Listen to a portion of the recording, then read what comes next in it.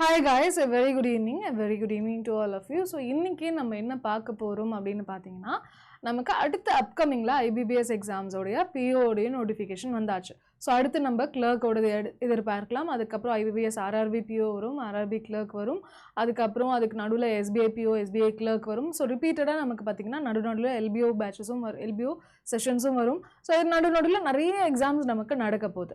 So இது எல்லாத்துக்குமே ஒரு பேஸ் லைனாக நம்ம வந்து என்ன பண்ணுறது, என்ன பண்ணலாம், எங்கே போய் பார்க்கலாம், எங்கேருந்து ஆரம்பிக்கலாம், ப்ரிப்பரேஷன் எப்படி இருக்கணும், என்ன இம்பார்ட்டண்ட்டான விஷயங்கள் நமக்கு அவசியம் அப்படின்றத என்ன பண்ணலாம் இந்த ஒரு செஷனில் பார்க்கலாம். சரிங்களா? ஓகேப்பா. ஸோ ஃபர்ஸ்ட் ஆஃப் ஆல் நம்மளுடைய IBPS எக்ஸாம் பார்த்தீங்கன்னா நம்மளுடைய ப்ரிலிம்ஸ். ஓகேங்களா? ப்ரிலிம்ஸ் பார்த்தீங்க அப்படின்னா நம்மளுடைய எக்ஸாம் பேட்டர்ன் இப்படி தான் இருக்கும். அம்மாவா இல்லையா? ப்ரிலிம்ஸோடைய எக்ஸாம் பேட்டர்ன் இப்படி தான் இருக்கும். எப்படி இருக்கும்?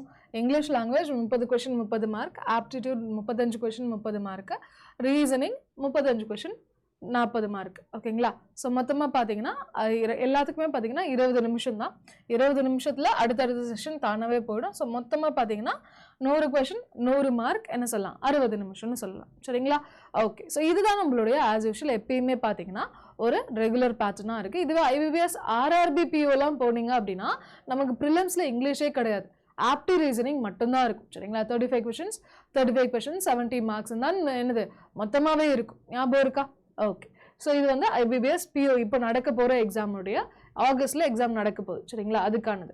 இதுவே மெயின்ஸ் போனீங்க அப்படின்னா, சரிங்களா, மெயின்ஸ் போனீங்க அப்படின்னா மெயின்ஸில் என்ன ஆகுதுன்னு பாருங்கள்.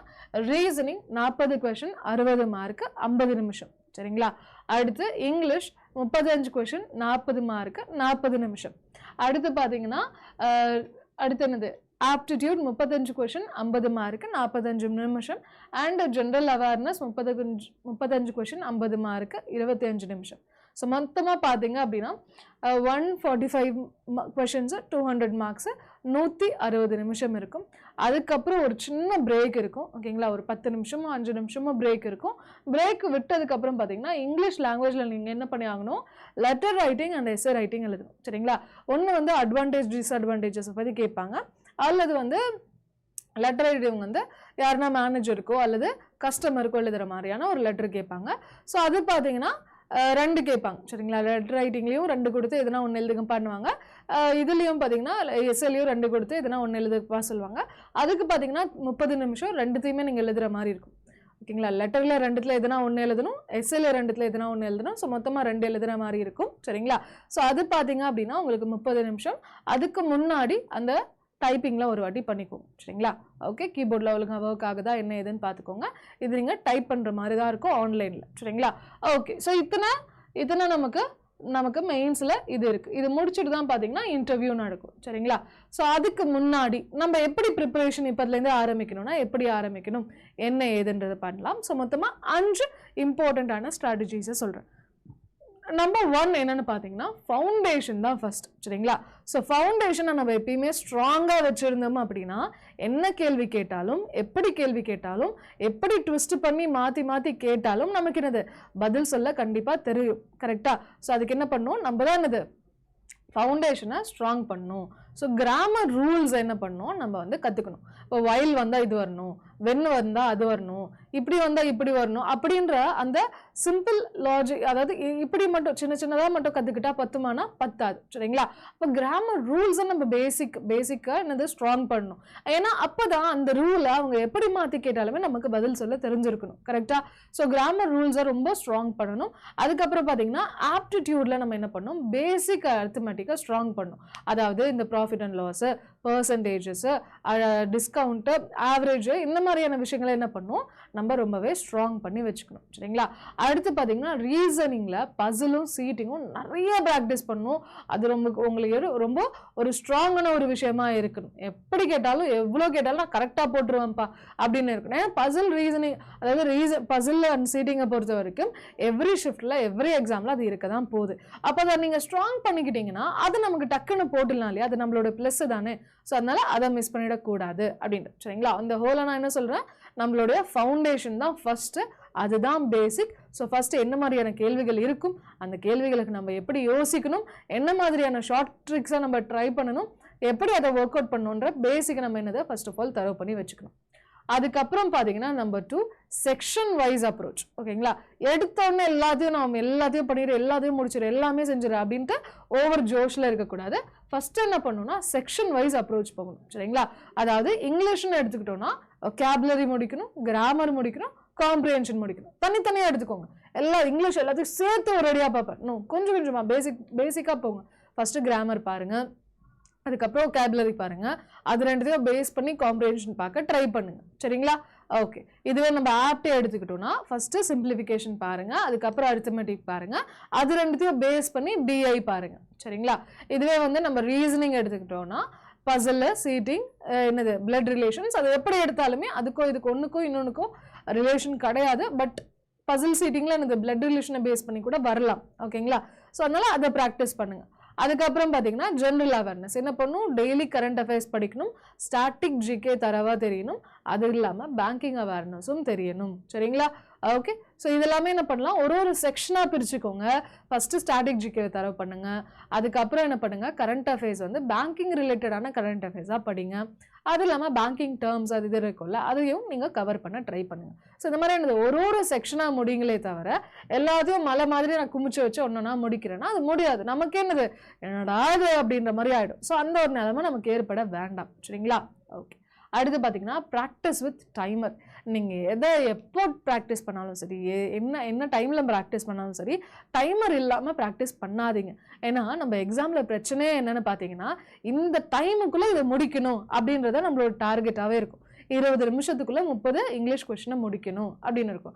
அப்போ நம்ம 30 கொஸ்டினை பொறுமையாக நிதானமாக சால்வ் பண்ணோம்னா எக்ஸாம்லேயும் நமக்கு பொறுமையாக நிதானமாக தான் வரும். ஆனால் டைம் இருக்காது, அடுத்தது போயிடுமே. 5 கொஸ்டினை 30 நிமிஷம் உட்காந்து 20 நிமிஷம் உட்காந்து போட்டிங்கன்னா பாஸ் ஆகிறதுக்கு வாய்ப்பே கிடையாது. ஓகேங்களா, அப்போ என்ன பண்ணுவோம், எது ப்ராக்டிஸ் பண்ணாலும் டைமர் வச்சு ப்ராக்டிஸ் பண்ணுவோம். இன்னும் சொல்ல போனோம்னா 20 நிமிஷம் இருக்குன்னா 19 நிமிஷம் டைமர் வச்சு ப்ராக்டிஸ் பண்ணுங்க.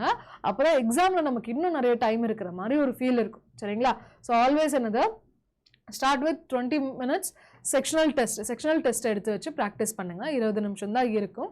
அதை வந்து செக்ஷனல் டெஸ்ட்டை ப்ராக்டிஸ் பண்ணி இன்னைக்கு இங்கிலீஷ் ஓடியது, நாளைக்கு ஆப்டி ஓடியது, நாளைக்கு ரீசனிங் ஓடியது சொல்லிட்டு 20 நிமிஷம் வச்சு ப்ராக்டிஸ் பண்ணிட்டு வீக்கெண்டில் என்ன பண்ணுங்க, 1 hour செஷன் ஃபுல் மார்க்குன்றதை ஃபுல்லாகவே போட ட்ரை பண்ணுங்க. சரிங்களா, ஸோ 4வது என்னன்னு பார்த்தீங்கன்னா மார்க் ஸ்ட்ராட்டஜி. சரிங்களா, ஸோ மார்க் வந்து போட்டோமா, மார்க் பார்த்தோமா, தூக்கி போட்டோமா அப்படின்னு இருக்கக்கூடாது. சரிங்களா, மார்க் வந்து மேம் நான் வந்து எல்லாத்தையும் படித்து முடிச்சுட்டு அதுக்கப்புறம் நான் மார்க் டெஸ்ட் போட ஆரம்பிக்கிறேன் அப்படின்னாலுமே உங்களுக்கு டூ லேட் ஆயிடும். எல்லாத்தையும் படித்து முடிக்கிறதுக்கே டைம் நிறைய எடுக்கும். அப்போ நீங்கள் என்ன பண்ணணும்னா ஒரு 30% சிலபஸை கவர் பண்ணிட்டீங்க, ஓரளவுக்கு உங்களுக்கு தெரியுது. இப்போ 10 கொஸ்டினில் 3 கொஸ்டின் உங்களுக்கு தெரிஞ்ச டாப்பிக்காக இருக்குது அப்படின்னா நீங்கள் அப்போலேருந்தே என்ன பண்ணலாம், மார்க் டெஸ்ட்டை போட ஆரம்பிச்சிடலாம். தெரியுதோ தெரியலையோ நீங்கள் போட பழகிக்கோங்க. ஸோ அதை பழகதானது உங்களுக்கு அது கான்ஸ்டண்ட்டாக வரும். ஸோ நீங்கள் எல்லாம் முடிச்சதுக்கு அப்புறம் தான் நான் ஆரம்பிப்பேன்னா உங்களுக்கு அது பழகிறதுக்கு டைமே இருக்காது. ஓகேங்களா, ஸோ ஒரு 30% மார்க் இது சிலபஸ் முடிச்ச உடனே மார்க் டெஸ்ட் நீங்கள் ஆரம்பிச்சிடணும்.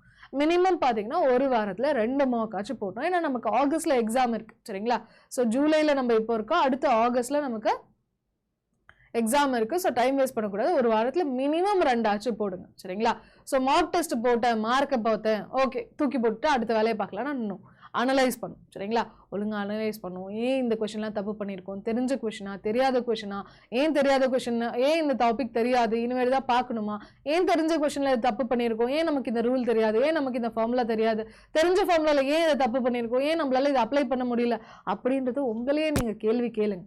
மற்றவங்க நமக்கு கேள்வி கேட்டாங்கன்னா நம்ம என்ன பண்ணுவோம், ஏமாற்றணும்னு நினைப்போம். ஐயோ இவங்க கேள்வி கேட்பாங்களே, நம்ம அது சொல்லணுமே இது சொல்லணுமே, நம்ம ஏமாற்றணும்னு நினைப்போம். நம்ம கேள்வி கேட்கும் போது நம்ம எதுக்கு ஏமாற்ற போகிறோம், no point at all. So அதனால் உங்ககிட்ட நீங்களே என்னது கேள்வியை கேட்டுக்கோங்க. சரிங்களா, அதுக்கப்புறம் நோட்ஸ் எப்பயுமே எழுதி வச்சுக்கோங்க. எப்பயுமே கேள்விப்படாத எரர் இருந்துச்சுன்னா அது என்ன எரர்னு நோட் அவுட் பண்ணுங்கள். கேள்விப்படாத vocabulary இருந்துச்சுன்னா என்ன vocabularyன்றதை எழுதி வைங்க. கேள்விப்படாத ஃபார்முலாவோ அல்லது ஷார்ட் ட்ரிக்கோ நீங்கள் கண்டுபிடிச்சிங்கன்னா அதை தனியாக எழுதி வைங்க. எப்பயுமே நோட்டில் என்ன பண்ணுங்கள், புதிய இருக்கக்கூடிய விஷயங்கள் எப்பயுமே எழுதி வச்சுருங்க. அது நமக்கு எக்ஸாம் போகிறதுக்கு முன்னாடி திருப்பி பார்க்கறதுக்கு ரொம்பவே யூஸ்ஃபுல்லாக இருக்கும். சரிங்களா, அண்ட் லாஸ்ட் ஸ்ட்ராட்டஜி என்னன்னு பார்த்தீங்கன்னா வீக்லி டார்கெட் அண்ட் கன்சிஸ்டன்சி. சரிங்களா, ஸோ வீக்லி அதாவது வீக் ஸ்டார்டிங்ல இந்த வாரத்தில் என்னோட டார்கெட் இவ்வளோ முடிக்கணும்ப்பா, இவ்வளோ மணி நேரம் படிக்கணும்ப்பா, இந்த டாபிக்ஸை முடிக்கணும்ப்பா, இதுதான்ப்பா என்னுடைய இந்த வீக்குடைய டார்கெட் சொல்லிட்டு ஒரு வாரத்துக்கும் ஒரு டார்கெட்டை போடுங்க. அண்ட் கன்சிஸ்டண்ட்டாக வேலை பாருங்கள். அந்த டார்கெட்டை எப்படியாச்சும் முடிக்கணும், எப்படியாச்சும் செய்யணும் அப்படின்ற ஒரு சுச்சுவேஷனே எப்பயுமே என்னது, நீங்கள் கன்சிஸ்டண்ட்டாக வேலை பார்க்குறவங்களுக்கு தான், கன்சிஸ்டண்ட்டாக உட்காந்து படிக்கிறவன் தான் சத்தியமாகவே ரிசல்ட் பார்க்குறான். யாரெல்லாம் கன்சிஸ்டண்ட்டில் நம்ம வந்து அடி வாங்குறோமோ அவங்களாம் அங்கேயே உட்காந்துடுறாங்க. சரிங்களா? ஸோ சிலபஸை ஹோல் சிலபஸ் என்ன பண்ணுங்கள், வீக்லியாக பிரேக் பண்ணிக்கோங்க. அதுக்கப்புறம் ஒரு வாரமும் உங்களுடைய மார்க் டெஸ்ட்லையோ உங்களோட செக்ஷனல் டெஸ்ட்லையோ எழுதி வைங்க. எந்த அளவுக்கு ஸ்கோர் வந்து இம்ப்ரூவ் ஆகுதா இல்லையான்றதை பாருங்க. அதுக்கப்புறம் ஒரு நாளும் என்ன பண்ணக்கூடாது, படிப்பு இல்லாமல் போகக்கூடாது. இன்னைக்கு ஒரு நாள் தானே, இன்னைக்கு சண்டே தானே, இன்னைக்கு லீவு தானே, இன்னைக்கு எல்லாரும் வந்துட்டாங்க அதனால தானே அப்படின்னு நம்ம யோசிக்கக்கூடாது. ஏன்னா நமக்கு எக்ஸாம் அடுத்த மாசத்துல இருக்கு. அப்போ அப்படி யோசிக்காம என்னதோ உங்களுடைய ப்ரிப்பரேஷனை எடுத்து போட்டுருங்க. அதே மாதிரி எவ்ரி வீக்கெண்ட் என்ன பண்ணும், ரிவிஷன் பண்ணும். ஓகே, இந்த வாரத்தில் இந்தந்த ரூல்ஸ் எல்லாம் புதுசாக பார்த்தோம், இந்தந்த ஃபார்முலாலாம் புதுசாக கேள்விப்பட்டோம், இந்தந்த ட்ரிக்ஸ் எல்லாம் நம்ம கற்றுக்கிட்டோம் அப்படின்ட்டு எவ்ரி வீக் என்ன பண்ணும், ரிவிஷன்ன்றது ரொம்ப ரொம்ப முக்கியமான ஒரு விஷயம். சரிங்களா?